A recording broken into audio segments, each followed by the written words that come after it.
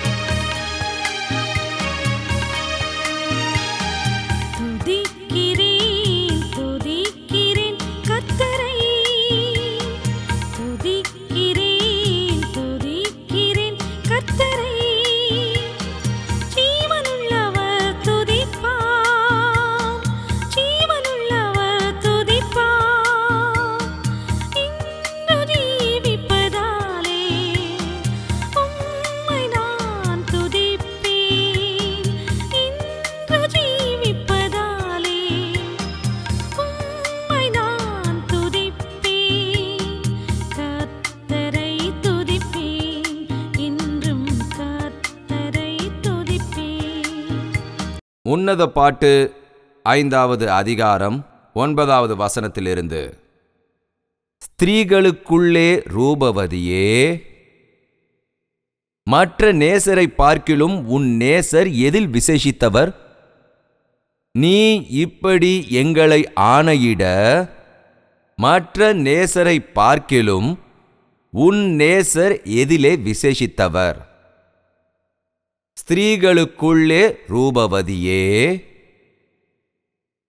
மனிதருக்குள்ளே அதிகமா பரிசுத்தமா வாழறவரே வாழ்கிறவளே, மற்றவரை விட வித்தியாசமாய் இருக்கிறவனே, பல வகையில ஆசீர்வதிக்கப்பட்டவர்களே, மற்ற நேசரை விட உன் நேசர் எதிலே விசேஷித்தவர்? உங்களை யாராவது எப்பவாவது வேற தெய்வங்களை விட இந்த இயேசு அப்பா கிட்ட இருக்கிற சிறப்பம்சம் என்ன? எதனால் நீங்கள் அவரை நம்புகிறீர்கள்? நீங்கள் நம்புகிறீர்களா அப்படின்னு கேட்குறாங்க. நீங்க எதனால இயேசு அப்பாவை நம்புறீங்க அப்படின்னு யாராவது கேட்டாங்களா? கேட்டாங்கன்னு சொல்றவங்க கையை தூக்குங்க. Very good. நிறைய பேர் இருக்காங்க. எதனால இயேசு அப்பாவை நீங்க நம்புறீங்க? உங்ககிட்ட கேட்டாங்கன்னா, கேட்காம போனாங்கன்னா உங்ககிட்ட எந்த வித்தியாசமும் இல்லைன்னு அர்த்தம். நீங்க எல்லாரும் போலவே பொய் பேசுறீங்க, எல்லாரும் போலவே மோசம் பண்றீங்க, எல்லாரும் போலையும் சினிமா பார்க்குறீங்க, எல்லாரையும் போல சிகரெட் பிடிக்கிறீங்க, எல்லாரையும் போல மது குடிக்கிறீங்க, எல்லாரையும் போல இருக்கிறதுனால, எல்லாரையும் போல நடந்துக்கிறதுனால யாருமே உங்களை இந்த கேள்வியே கேட்கல. ஆனா நீங்க தேவனை நம்பி, நான் பொய் சொல்ல மாட்டேன், நான் லஞ்சம் வாங்க மாட்டேன், நான் திருட மாட்டேன், நான் சினிமா பார்க்க மாட்டேன், இந்த மது விருந்துக்கெல்லாம் போய் அதில் நான் ஒரு பெக்கு கூட குடிக்க மாட்டேன் அப்படின்னு உங்களை யாராவது சொன்னா நிச்சயமா கேட்பாங்க, என்ன காரணத்துக்காகன்னு. நான் இயேசு அப்பாவை நம்புறேன். ஆமா, எதனால இயேசு அப்பாவை நம்புற? உங்க இயேசு அப்பா கிட்ட அப்படி என்ன பெரிய விஷயம் இருக்கு கேட்குறாங்களா? ஒரு பாஸ்டர் கேட்டா சொல்றேன், எங்க அம்மா அப்பா கேட்டா சொல்றேன் அப்படின்னு நீங்க என்கிட்ட சொல்றீங்களா? எங்க இயேசு அப்பா கிட்ட இருக்கிற பெரிய விஷயம் என்னங்க? அவரு உண்மையான தெய்வமா, எங்க பாவங்களுக்காக அவர் இறந்து போனாராம், அவர் மறுபடியும் உயிர் தெழுந்து வந்தாராம், அவர் மறுபடியும் சீக்கிரம் இங்க வருவாராம் அப்படின்னு அவங்க கேட்பாங்க. அவங்க பக்தியில மண்ணு விழ. அது இல்ல பக்தி. அவர் உண்மையான தேவன்றத நான் ருசி பார்த்து தெரிஞ்சுக்கிட்டேன். நான் அனுபவபூர்வமா அதை தெரிஞ்சுக்கிட்டேன். அவரு எனக்கு சமாதானத்தை கொடுத்தாரு, என்னுடைய பாவங்களை மன்னிச்சாரு, நான் பாவம் செய்யாம இருக்க எனக்கு சக்திகள் கொடுத்தாரு. என் தேவன் தலை சிறந்தவர் அப்படின்னு சொல்லாத பக்தி வேஸ்ட்டுங்க. இந்த ஸ்திரீயை கேட்டாங்க, என்ன உன் நேசரோட விசேஷங்கள் அப்படின்னு கேட்டப்போ அந்த ஸ்திரீ சொன்னாங்க, என் நேசர் வெண்மையும் சிவப்பும் ஆனவர், 16,000 பேர்களில் அவர் சிறந்தவர்.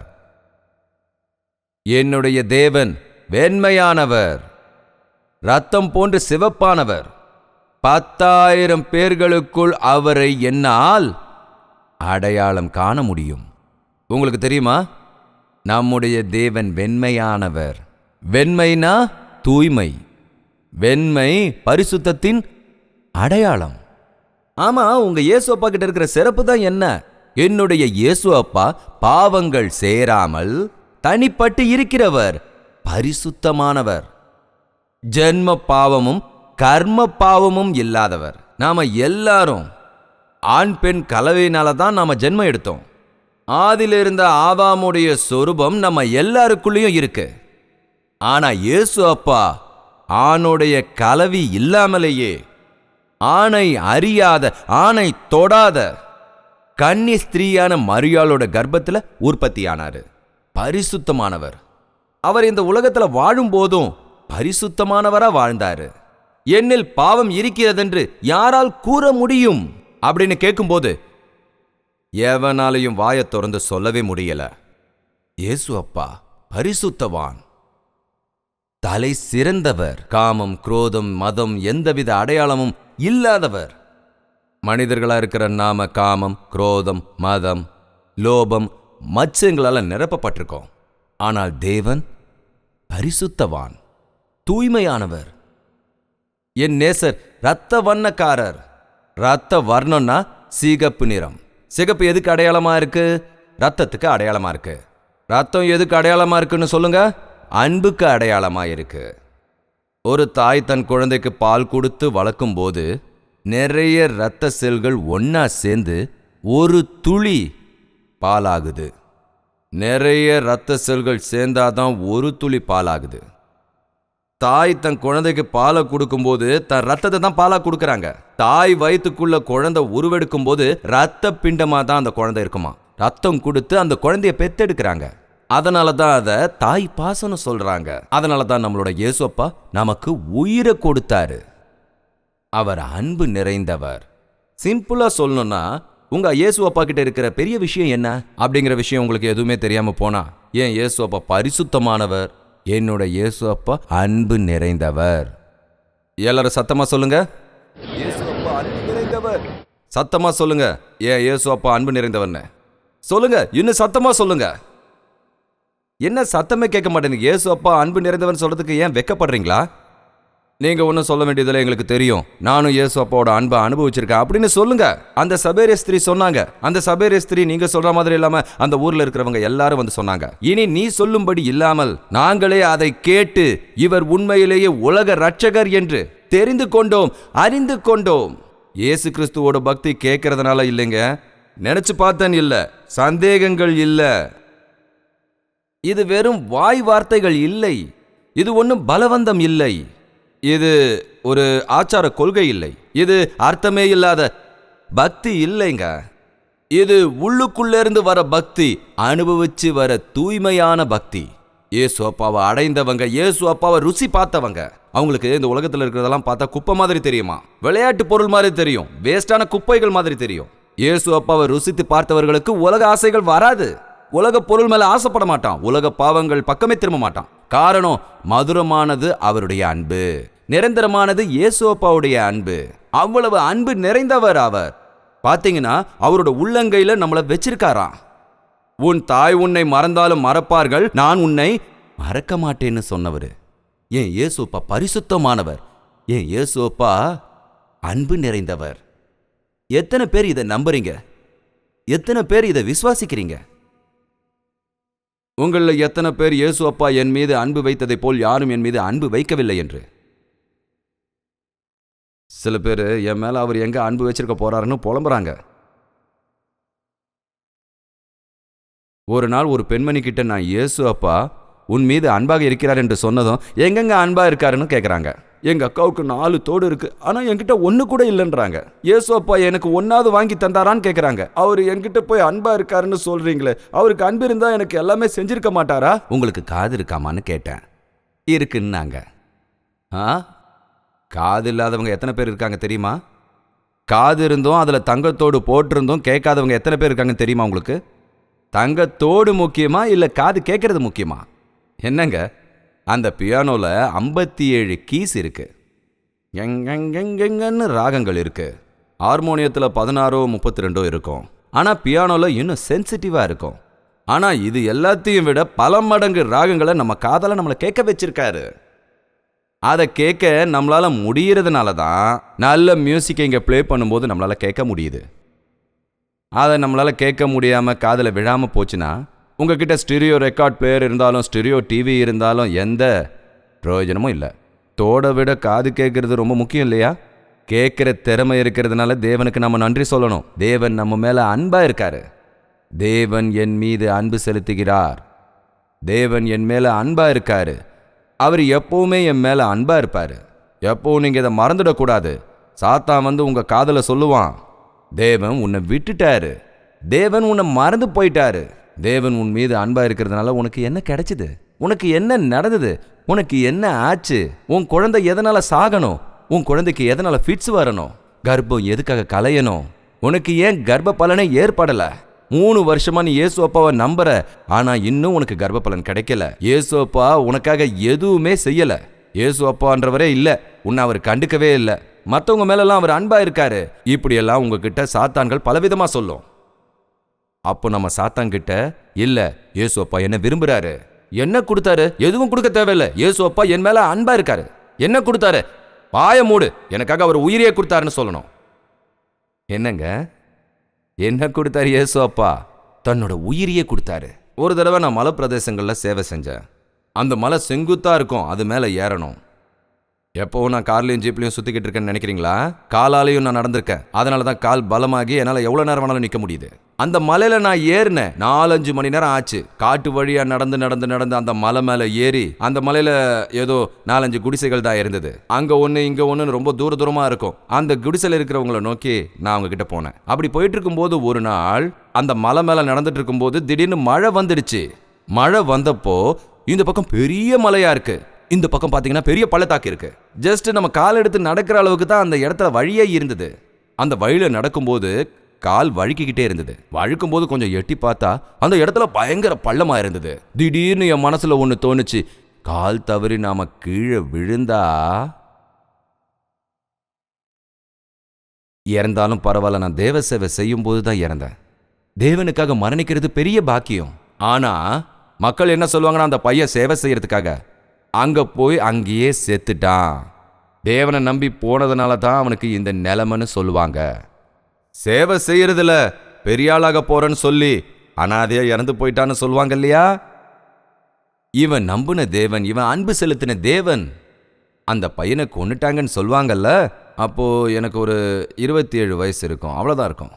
மற்றவங்க சொல்லிட்டாங்கன்னா அப்போ அப்படி ஒரு யோசனை வந்தது எனக்கு. ஒருவேளை நாங்கள் கால் தவறி கீழே விழுந்திருந்தேன்னா நான் இந்த மாதிரி தான் கத்திருப்பேன், இயேசு அப்பா என் மீது இன்னும் அன்பாகத்தான் இருக்கிறார், அவ்வளவுதான். அந்த சிரமம் எனக்கு ஏற்பட்டிருந்தாலும் கூட, அவர் என்னை கொன்றிருந்தாலும் கூட, நான் அவர் மீது அன்பாக இருக்கிறேன். அதுதாங்க பக்தி, அதுதான் உண்மையான விசுவாசன்றது. தேவன் எனக்கு அள்ளி கொடுத்தா தான் அவரோட சேவைக்கு 10,000 கொடுப்பேன். இதெல்லாம் ஒரு பக்தியாங்க? சொல்லுங்க. தேவன் கொடுத்தால் எடுத்துக்கொள்கிறேன், தரவில்லை என்றால் என் சொந்த வழியில் போகிறேன். வைசாக்ல ஒரு நாள் ஞானஸ்தானம் எடுக்கிறதுக்காக பாஸ்டர் கூப்பிட்டாரு. மீட்டிங் முடிஞ்சதுக்கப்புறம் அங்கே பல பேருக்கு ஞானஸ்தானம் பண்ணோம். அந்த மலை பிரதேசங்களில் தண்ணியெல்லாம் கிடைக்காது இல்லையா? அது மலையும் கீழே கடலும் இருக்கிற ஏரியா. ஆழமாக இருக்கிற இடத்துல ஒரு வாட்டர் டேங்க் இருந்தது. அதில் ரொம்ப சிரமப்பட்டு ஏணியை வச்சு இறக்குனாங்க. இறக்கும்போது ரொம்ப ஜாக்கிரதையாக ஒரு லேடி, வயசானவங்க, அவங்க குண்டாக இருந்தாங்க. பார்க்கறதுக்கு அவங்க ரொம்பவே பலவீனமாக இருந்தாங்க. அவங்கள இறக்குனாங்க. இறக்கும்போது, அம்மா, இயேசு அப்பாவை உன் சொந்த ரட்சகரா ஏற்றுக்கிட்டு இயேசு அப்பா தான் தெய்வன்றதை நம்புறீங்களா அப்படின்னு கேட்டேன். நம்புறேன் ஐயான்னு சொன்னாங்க. எதுக்காக நம்புறீங்கன்னு கேட்டேன். அவங்க ஒரு கட்டியை காட்டினாங்க. இங்கே கேன்சர் இருக்குயான்னு சொன்னாங்க. இந்த கட்டி போகுன்னு நான் அவரை நம்புறேன்னு சொன்னாங்க. இந்த கட்டி போகலைன்னா என்ன செய்வீங்கன்னு கேட்டேன். ஐயா, இயேசு அப்பாவை நான் நம்புறேன். கட்டி இருந்தா இருக்கட்டும், இல்லை போனால் போகட்டும். இயேசு அப்பாவை நான் நம்புறேன், என்னை மூழ்கடிங்கயான்னு சொன்னாங்க. அவங்க விசுவாசத்தின்படியே நான் அவங்கள மூழ்க வச்சேன். அந்த பாஸ்டர்கிட்ட அடிக்கடி நான் ஃபோன் பண்ணி கேட்டுக்கிட்டே இருப்பேன், அவங்க கட்டி போயிடுச்சான்னு. போகலைங்க.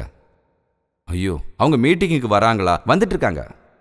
மறுபடியும் ஒரு மாதம் கழிச்சு கட்டி குறைஞ்சிடுச்சான்னு கேட்டேன். இல்லை, அதிகமாகிடுச்சுன்னாரு. மீட்டிங்க்கு வராங்களா இல்லையான்னு கேட்டேன். முதல் லைனில் வந்து உட்காந்துருக்காங்கன்னு சொன்னார். அப்பா. திரும்பவும் ஒரு முறை ஃபோன் பண்ணி கட்டி போயிடுச்சான்னு கேட்டேன். போகலை, இன்னும் பெருசாகிட்டு இருக்கு, நாளைக்கோ இல்லை நாளை மறுநாளோ இறந்துருவாங்க.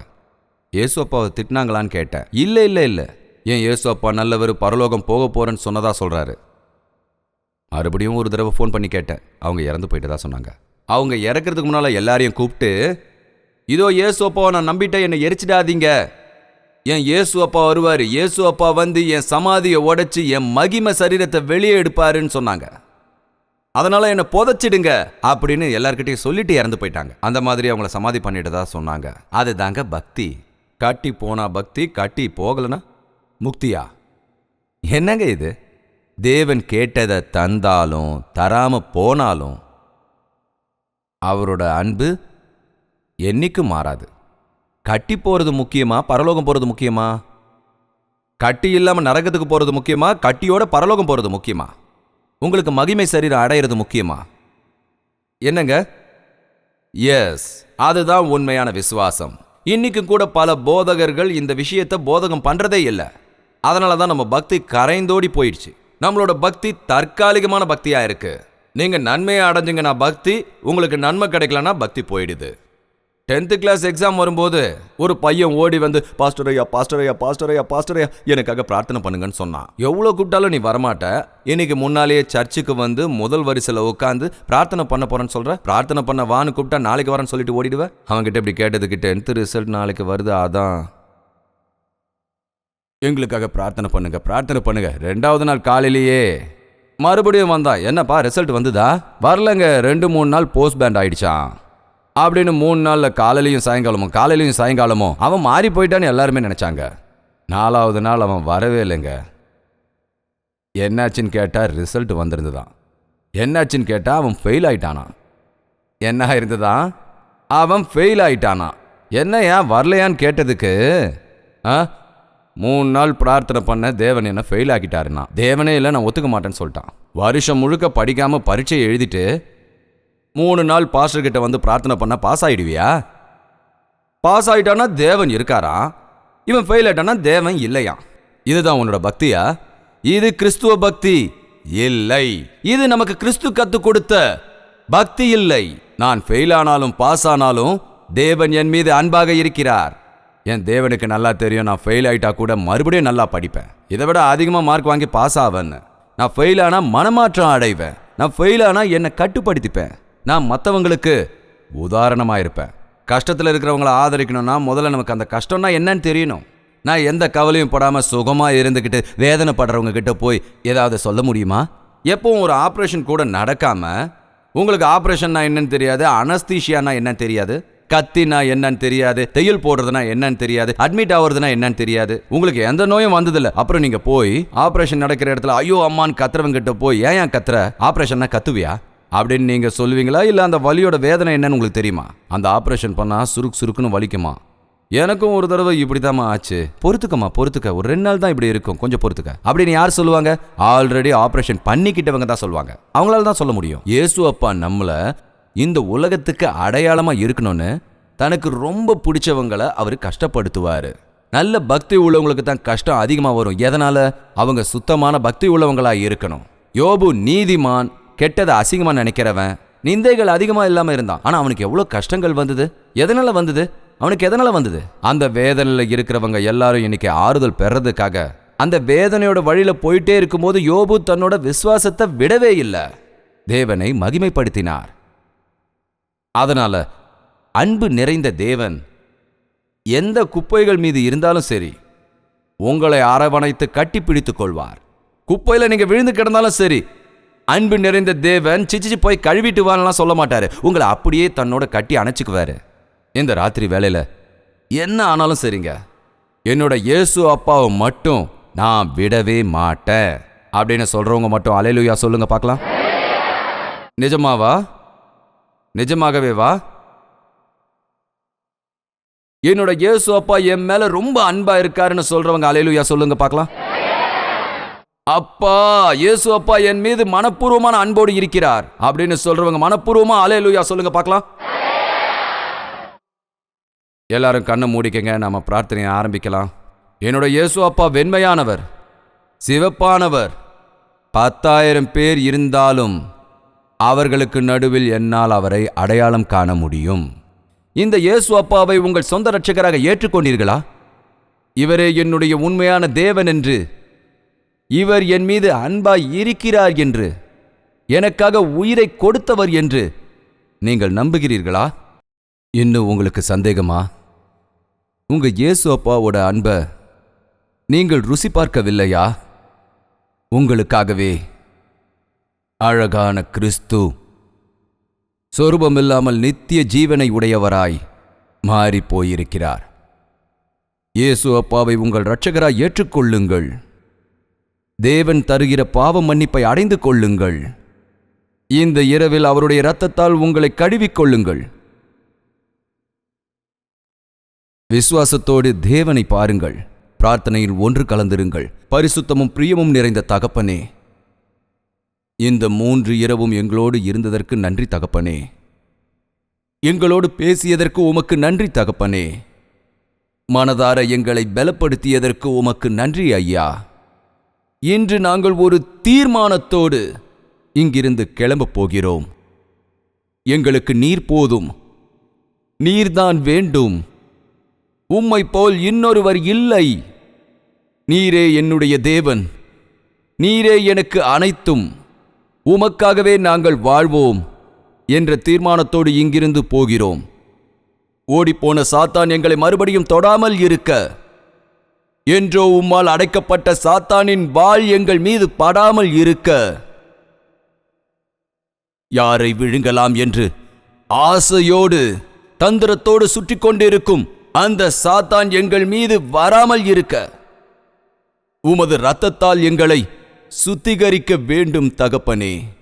பரிசுத்த ஆத்ம சக்தியினால் எங்களை நிரப்பி சாத்தானை எதிர்க்கக்கூடியவராக, பாவங்களை ஜெயிக்கக்கூடியவராக, பரிசுத்தவான்களாக வாழ்ந்து பரலோக ராஜ்யத்தின் வாரிசாக ஆவதற்கு எங்கள் அனைவருக்கும் நீர் உதவி செய்ய வேண்டும் ஐயா. பரீட்சை எழுதி முடித்திருக்கிற அனைவருக்காகவும் நாங்கள் இங்கு ஒரு பிரார்த்தனை செய்கிறோம். எங்களை கால் வலுப்பெற்று நடக்க சொன்னீர். உமது ஞானத்தையும் ஞாபக சக்தியையும் அவர்களுக்கு தந்து அவர்கள் நல்ல மதிப்பெண் பெற்று வளர்ச்சியடைய உதவி செய்யும். இங்கிருக்கும் ஒவ்வொருவருடைய தேவைகளையும் நீர் அறிந்திருக்கிறீர். அது எந்த நோயாக இருந்தாலும், எந்த பலகீனமாயிருந்தாலும் இந்த ராத்திரியில் நீர் தீர்த்து விடுவீர். எங்களுக்கு நம்பிக்கை இருக்கிறது. உமக்கு நன்றி ஐயா. எங்களை அரவணைத்ததற்காக உமக்கு நன்றி ஐயா. சமாதானத்தோடு நாங்கள் செல்லும்படியாக உமது கிருபை எங்களுக்கு துணை இருக்க நீர் அருள வேண்டும். இயேசு கிறிஸ்துவின் நாமத்தினாலே உம்மிடம் கேட்கிறோம் தகப்பனே. நமது பிதாவாகிய தேவனுடைய அன்பும், குமாரனாகிய கிறிஸ்துவின் கிருபையும், பரிசுத்தவானின் கருணையும், ஐக்கியமும், சமாதானமும் இங்கு கூடியிருக்கிற அனைவருக்கும் இன்றும் என்றும் சதா காலமும் துணை இருப்பதாக. ஆமேன், ஆமேன், ஆமேன்.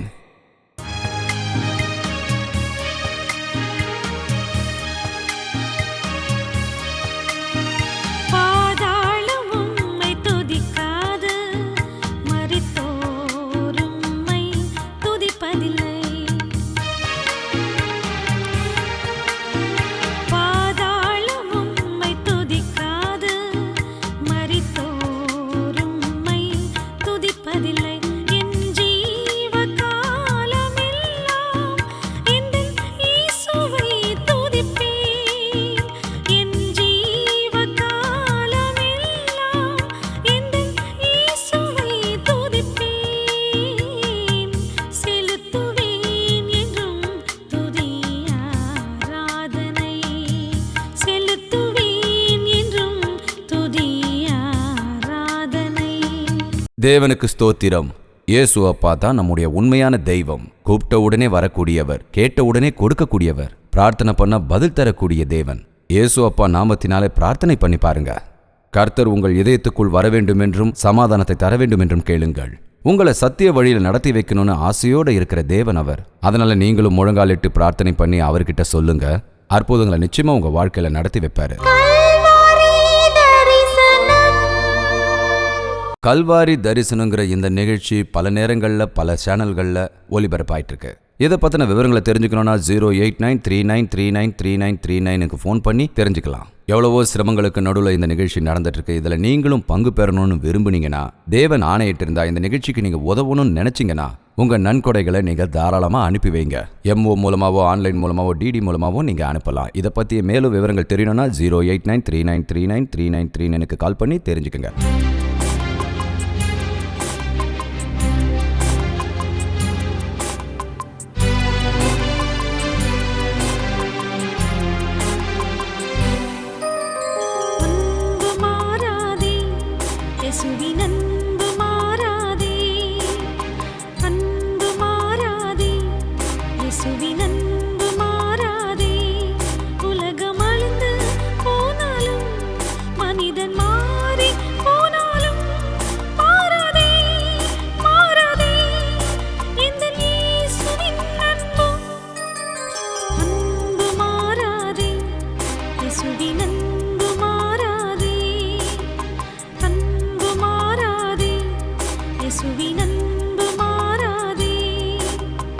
நீங்க கவலையில் இருக்கீங்களா? பிரச்சனையில் இருக்கீங்களா? பல சிக்கல்களில் இருக்கீங்களா? வேதனைகளில் இருக்கீங்களா?